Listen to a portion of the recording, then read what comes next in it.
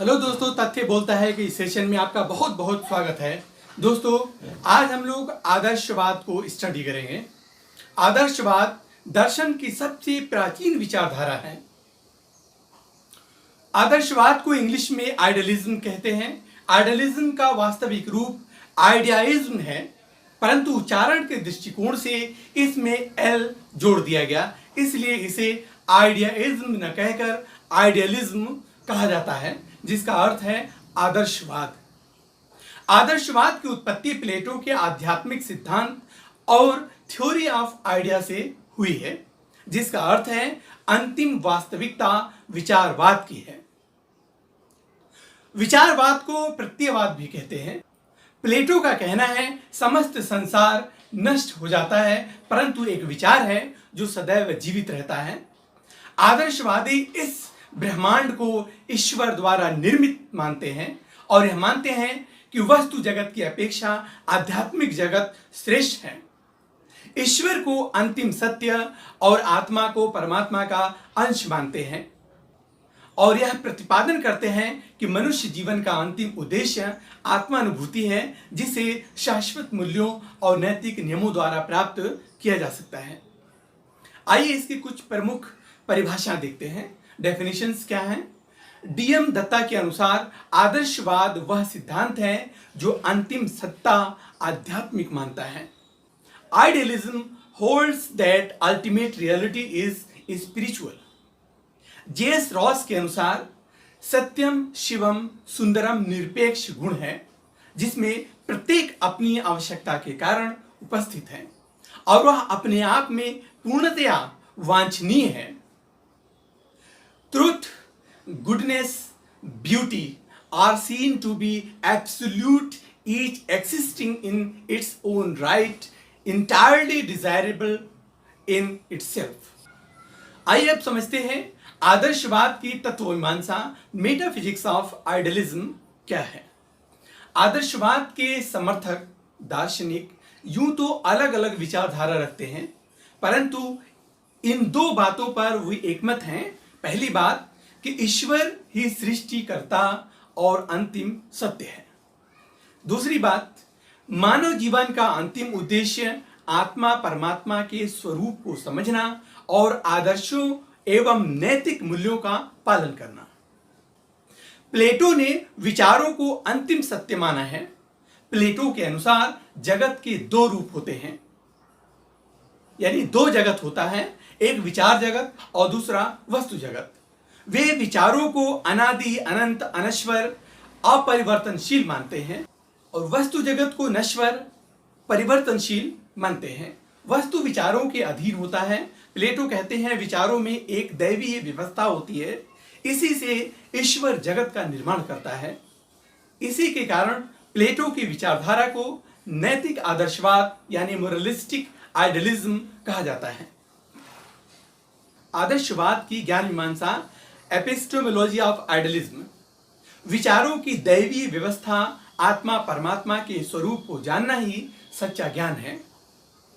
ज्ञान ही विचार के स्वरूप में हमें प्राप्त होता है और प्लेटो के अनुसार, और प्लेटो कहते हैं ज्ञान का आधार विवेक, बर्कले के अनुसार आत्मा और कांट के अनुसार बुद्धि को ज्ञान का आधार माना है। प्लेटो ने ज्ञान की प्राप्ति के तीन प्रकार बताए हैं। पहला इंद्रिय जन्य ज्ञान, जो ज्ञान इंद्रियों पर आधारित है, यह असत्य ज्ञान होता है। दूसरा सम्मति जन्य ज्ञान, जो अनुमान पर आधारित है, यह आंशिक रूप से सत्य और आंशिक रूप से असत्य होता है। तीसरा है चिंतन जन्य ज्ञान, यानी विचारों पर आधारित ज्ञान ही श्रेष्ठ ज्ञान है।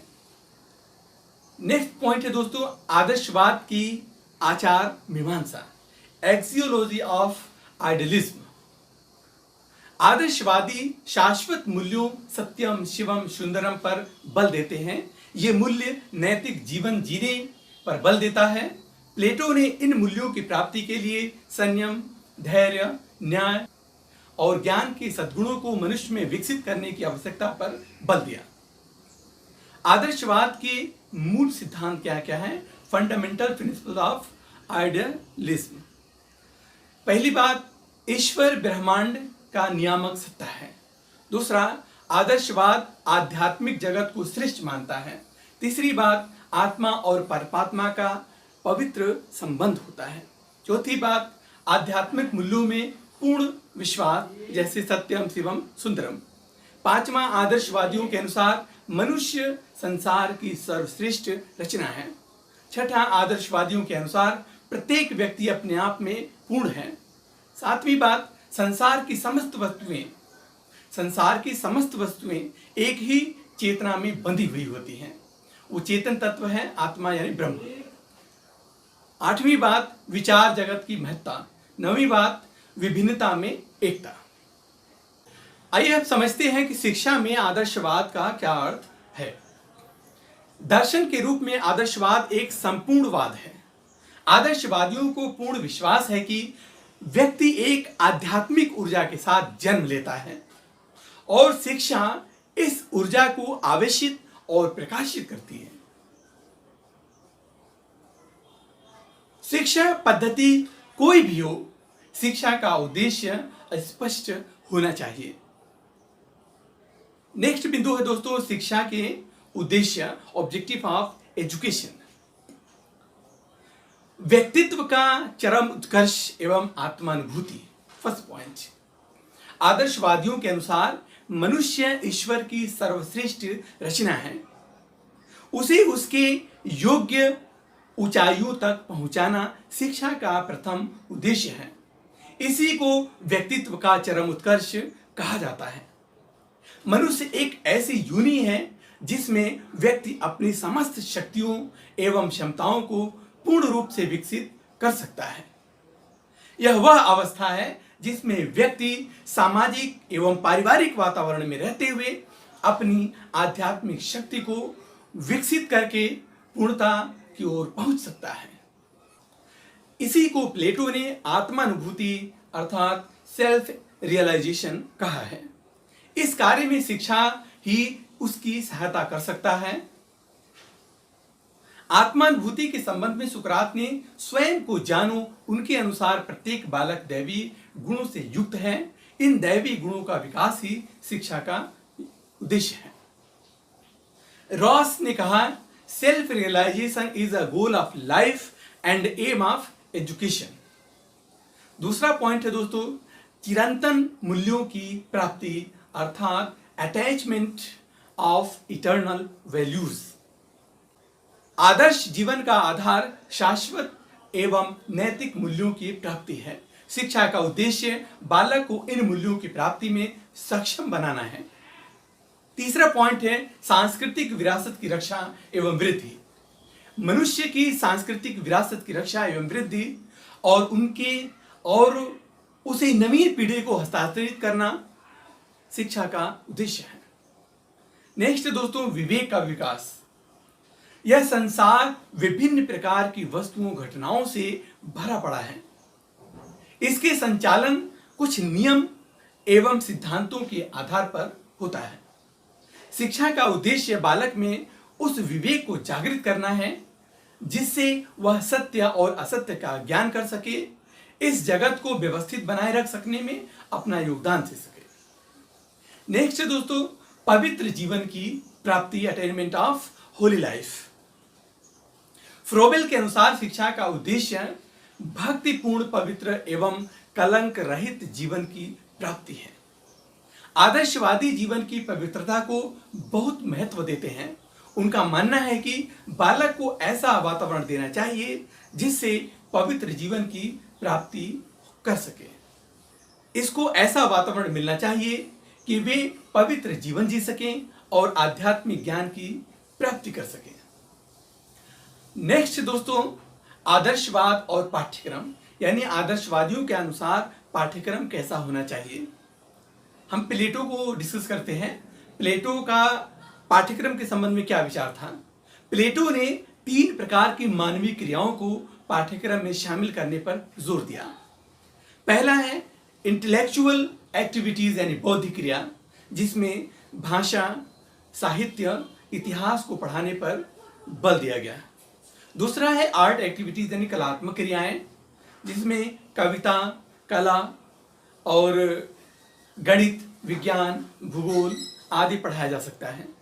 तीसरा, नैतिक क्रिया, मोरल एक्टिविटीज, जिसमें धर्म, आध्यात्म शास्त्र, नीति शास्त्र आदि को पढ़ाया जा सकता है। नेक्स्ट दोस्तों, आदर्शवाद और शिक्षण विधियां, आइडियलिज्म एंड मेथड्स। कौन कौन सी टीचिंग मेथड्स हैं? सबसे पहले हम बटलर से स्टार्ट करते हैं। वो कहते हैं आदर्शवादी अपने को किसी विधि का भक्त न मानकर विधियों का निर्माता और निश्चय करने वाला मानते हैं। सबसे पहले सुकरात को लेते हैं। सुकरात ने प्रश्नोत्तर विधि, व्याख्यान और संदेह पर बल दिया। प्लेटो ने संवाद और द्वंद्वात्मक विधि का प्रतिपादन किया। अरस्तु ने आगमन और निगमन विधि का प्रतिपादन किया। हीगल ने तर्क विधि दी। हर्बर्ट ने निर्देशन विधि और पेस्टोलॉजी ने अभ्यास एवं पुनरावृत्ति। और फ्रॉबेल जो आदर्शवादी हैं, हालांकि इनकी शिक्षण विधियां प्रकृतिवाद से ज्यादा मेल खाती हैं, इन्होंने खेल विधि का प्रतिपादन किया। आदर्शवादियों के अनुसार शिक्षक, टीचर कैसा होना चाहिए? रॉस कहते हैं प्रकृतिवादी कंटीली झाड़ियों से संतुष्ट हो सकता है, परंतु आदर्शवादी सुंदर गुलाब चाहता है। आदर्शवाद में शिक्षक का स्थान सर्वोपरि होता है।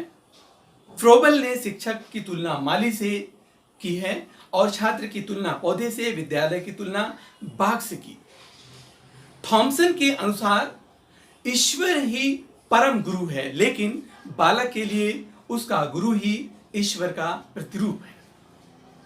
अब ये शिक्षार्थी से संबंधित बात करते हैं कि आदर्शवाद में शिक्षार्थी का क्या कॉन्सेप्ट है। आदर्शवाद में बालक का स्थान गौण होता है, क्योंकि आदर्शवादी छात्र को जन्म से ही पूर्ण मानते हैं और इस पूर्णता की अनुभूति के लिए एक कठोर आचार संहिता बनाते हैं। सुकरात और प्लेटो दोनों मानते हैं कि बालक में शक्ति और ज्ञान का असीम भंडार है, इसलिए बालक को इतना सामर्थ्यवान बनाया जाए कि वह अपने स्वरूप को पहचान सके और उसका विकास कर सके।